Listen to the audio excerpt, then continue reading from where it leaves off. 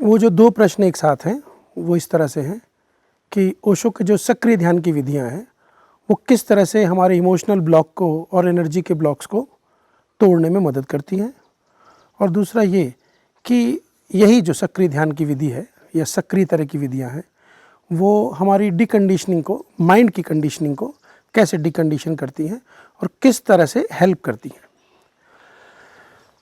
तो ये एक मल्टी डायमेंशनल अप्रोच है ओशो के सक्रिय ध्यान में जो भी है, ख़ासतौर से हम डायनेमिक को फोकस करके अगर करें, जो कि ज़्यादा पॉपुलर मेडिटेशन है, और इसको एक अनिवार्य रूपेण सभी सन्यासियों को मिनिमम निश्चित समय के लिए करना ही होता है, सभी करते हैं, करना भी चाहिए। ये जो मेडिटेशन की जो टेक्निक है ये इस बात पर आधारित है कि हमारी पहल सारी जो ऊर्जाएं हैं वो हमारे हासिल हों, इकट्ठी हो जाएं। हमारे माइंड की जो कंडीशनिंग है या हमारी जनरल कंडीशनिंग है वो कई तलों पर होती है। हमारी फिज़िकल बॉडी में कंडीशनिंग होती है, हमारे किसी चीज़ की अप्रोच में कंडीशनिंग होती है माइंड की, हमारी साइकोलॉजिकल कंडीशनिंग होती है। तो सक्रिय ध्यान एक तल पर इस तरह से मदद करता है कि जो फिज़िकल बॉडी के साथ हमारा ओवर अटैचमेंट है, या हम बिल्कुल रॉ लैंग्वेज में कहें कि शरीर अगर हमारी दुखती रग है और ये रग बनती है आलस्य से, थकान से, इनसे अगर हम आगे जाते हैं, इन सीमाओं को शरीर की हम तोड़ते हैं, तो हम पहली कंडीशनिंग को पार करते हैं। और ये बहुत बड़ी है, कहने के लिए छोटी है, लेकिन ये बहुत ही हमें एक बड़े सुदृढ़ तल पर लाकर खड़ी करती है। तो सक्रिय ध्यान में हमें इसका अवसर मिलता है, क्योंकि इस ध्यान विधि में शरीर का बहुत उपयोग है। शरीर को अति तक, एक बिल्कुल उसकी सीमा तक खींचा जाता है इसमें। तो रोज़ रोज़ करने से हमारा वो जो शरीर के प्रति जो जुड़ाव है और उस कारण से हमारा आलस्य है, हमारा भय है, थकान के प्रति हमारा एक उसको देखने का एक नज़रिया है, वो सारा टूटता है। तो ये पहली सीमा है जिससे हम बाहर आ जाते हैं। फिर जो हमारी मेंटल कंडीशनिंग है, अप्रोच है अपने इमोशंस को लेकर, कि हम अपने इमोशंस को कैसे प्रकट करें, हमारी क्या इमेज है, ये सब इसमें सक्रिय ध्यान के चरण में जो इमोशनल हम कैथारसिस करते हैं, सप्रेशन, जो हमारी सप्रेस्ड इमोशंस है जिनको निकालते हैं, वहाँ पर इसकी डिकंडीशनिंग मिलती है। और शरीर की कंडीशनिंग टूटने के साथ साथ मानसिक कंडीशनिंग अपने आप टूट रही होती है, क्योंकि ये दोनों साइकोसोमेटिक है, अलग अलग नहीं है, मिले मिले हैं। शरीर की कंडीशनिंग टूटती है तो एक बिलीफ, नया बिलीफ और एक पॉजिटिव बिलीफ भी हमें मिलता है कि नहीं, आई कैन डू इट। तो ये पुरानी कंडीशन का टूटना और नई ऑफ कोर्स वो कंडीशन है, लेकिन वो किसी अच्छी चीज़ के लिए है, किसी बेहतर प्रयास के लिए है, तो वो हमें चाहिए होती है। तो सक्रिय ध्यान में वो सारे तत्व उन्होंने समाहित कर दिए हैं, कई चरणों में उसको विभाजित कर दिया है कि जिससे शरीर के तल की, मन के तल की अप्रोच की कंडीशनिंग हमारी टूटे। और लास्ट में हम देखते हैं कि हम सेलिब्रेट करते हैं, हमारा जो किसी भी चीज़ के प्रति एक ग्रेटिट्यूड का भाव है जो मिसिंग होता है। जनरली कोई भी चीज़ अच्छी हुई लेकिन हम थैंकफुल होना नहीं जानते, हमारी ट्रेनिंग नहीं होती इसकी, हम नहीं सीखते इसको। सक्रिय ध्यान में 15 मिनट का वो भी लास्ट में चरण आता है कि भाई ग्रेटिट्यूड में नाचो, झूमो और धन्यवाद दो कि तुम ध्यान कर रहे हो, ये इतनी सुंदर सुबह है, जिसका जैसा भी भाव बनता है और जैसी फील होती है। तो कई तरफ से इसमें हमारी कंडीशनिंग टूट रही होती है। कंडीशनिंग टूटने के कारण से क्या होता है कि हमारी साइकोलॉजिकल एनर्जी जो है, एनर्जी तो वही है, एक ही एनर्जी है, कोई भीतर जो हमारी ऊर्जा है वो अलग अलग बटी हुई नहीं है कि ये वैचारिक ऊर्जा है, ये भावनात्मक, साइकोलॉजिकल। ये व्याख्या जब हम करते हैं तब हम इसको बांट के दर्शाते हैं ताकि सुनने वाले को समझ में आ सके, ऊर्जा तो वही है। तो जब हम इतनी सारी डायरेक्शन में अपनी कंडीशनिंग को तोड़ने का प्रयास करते हैं तो हमारे भीतर एक ओपननेस होती है, हमारी पूरी की पूरी ऊर्जा संयुक्त होती है जो कि साइकोलॉजिकली बटी हुई होती है। उदाहरण के लिए साइकोलॉजिकली मैं ये समझ सकता हूँ कि भाई मुझसे नहीं होगा, ये आलस है, या मैं सुबह 6 बजे नहीं उठ सकता, तो ये एक साइकोलॉजिकल ब्लॉक है। या मैं 10 मिनट तक हाथ ऊपर करके नहीं खड़े रह सकता। ऑफ कोर्स वो बहुत मुश्किल होता है और वो अभ्यास से ही बनता है, शरीर में स्ट्रेंथ आती है और हमारे मन में जब विश्वास बनता है तो ही वो हो पाता है, लेकिन ब्लॉक तो टूटता ही है। तो जो हमारे सोचने समझने के तल के जो ब्लॉक है, इसको एनर्जी ब्लॉक कह देते हैं, साइकोलॉजिकली होते हैं जो भी ये ब्लॉक होते हैं। हाँ, अगर ये बहुत लंबे समय जब हमारे साथ टिक जाते हैं और इमोशन काफ़ी इंटेंस होता है तो ब्लॉक भी इंटेंस होता है, तब इसके शरीर पे प्रभाव भी आते हैं। ऐसा भी नहीं है, क्योंकि है तो साइकोसोमेटिक ही, दोनों जुड़े हुए हैं। तो जब हमारी कंडीशनिंग, कहने का आशय यह है कि जब वो टूटती है तो पूरी की पूरी ऊर्जा धीरे धीरे संयुक्त होती है।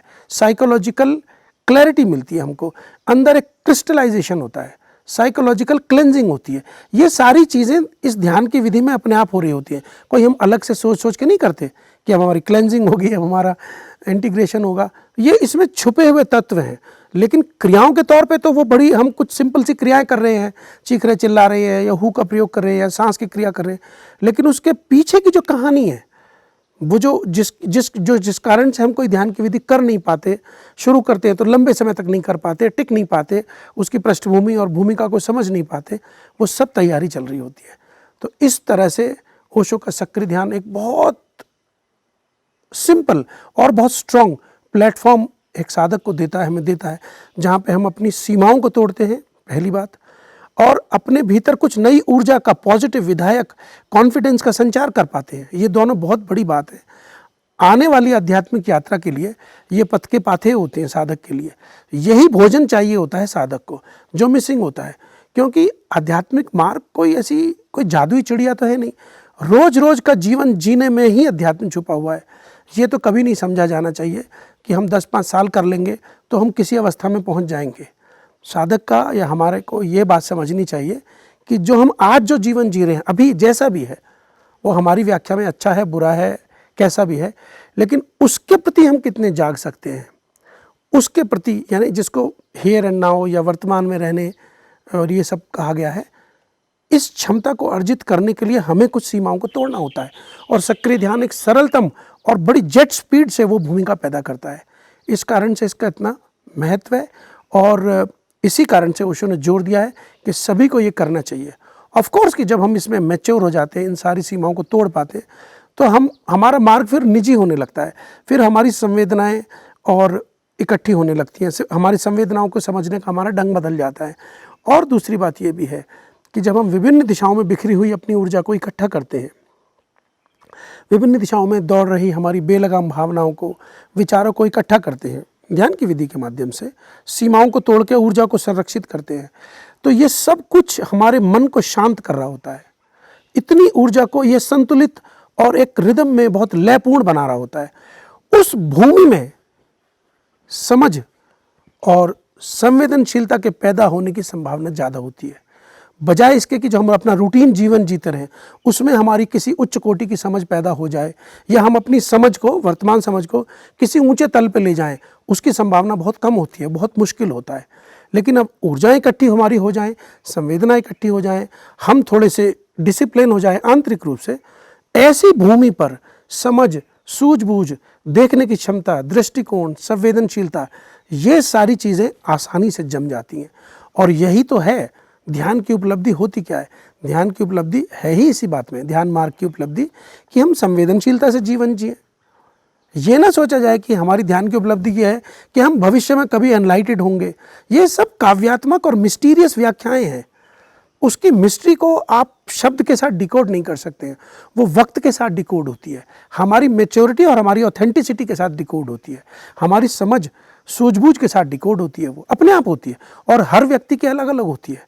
प्रॉब्लम ये हो जाती है कि ओशो ने कोई प्रवचन दिया, वो 1000-10,000 लोग बैठ के सुने, फिर वो किताबों में छपा और लाखों लोगों ने उसे पढ़ा, सुना, तो पहले ही दिन से वो इस चीज़ की तैयारी में लग गए ज़्यादातर लोग। कुछ लोग तो बिल्कुल समझते हैं सारी बात, और वो तो इसको बिल्कुल ज़मीनी और यथार्थ प्रैक्टिकल रूप से लेके चलते हैं, लेकिन कुछ लोग जो काल्पनिक प्रतिमा बना लेते हैं इस चीज़ के आसपास कि ये हम बुद्धत्व और दूसरी बातें जो हैं, उस कारण से वो इसको ध्यान को एक अलग रूप दे देते हैं पूरी बात को।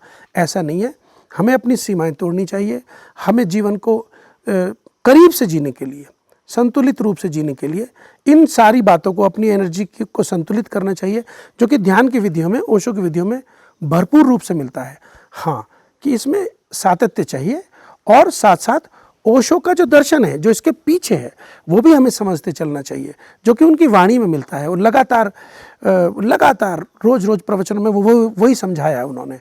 उनकी ध्यान विधियाँ और उनकी वाणी का कॉम्बिनेशन, ये वो दो रिकंसिलिएशन फोर्सेस हैं जो कि तीसरी दिशा में हमें गति देती हैं।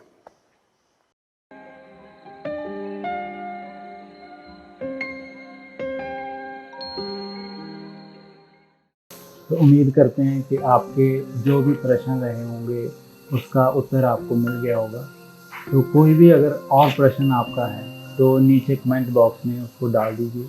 तो हम कोशिश करेंगे कि आगे ऐसा ही और सेशन हम रख सकें, या छोटे छोटे सेशन और आगे हम आपके साथ शेयर कर सकें, जिसमें ऐसे जो क्वेश्चन, ज्ञान से संबंधित क्वेश्चन है वो आपके साथ शेयर करें। तो हमारे साथ बने रहने के लिए बहुत बहुत धन्यवाद।